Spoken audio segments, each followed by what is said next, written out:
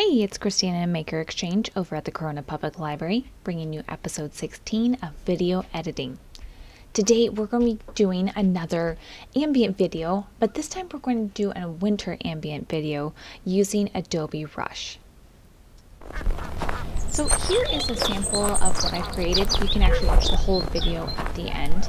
I used a video that was on a tripod, so that way I could easily loop it.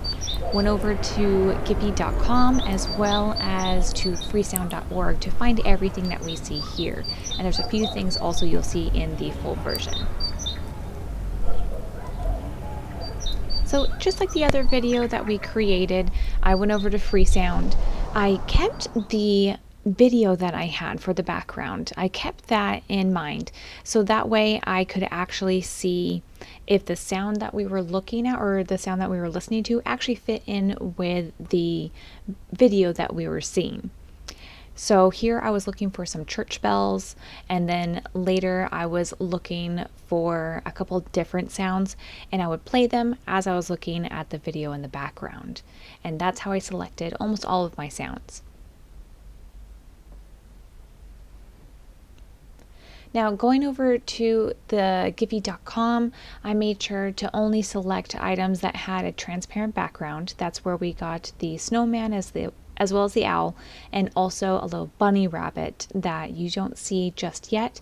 And we also included some snow flurries along with sound effects to create another element to the video. The first place that I actually went to was to find the backdrop. I wanted to use a backdrop that had a lot of elements already done for me. The one that I selected, I believe it was at Pixabay that I chose. But as I said earlier, you want to make sure that it's on a tripod or that it is a still video. The reason being, you want to loop this video. So unless you're going to do the video yourself, or unless you can go through the entire video and see if it is loopable, I highly suggest using a video that was shot on a tripod. So here you can see how some of them, they're moving. This video is only moving a little bit, so it might be workable, but you would have to go and stack them to see if they actually work or not.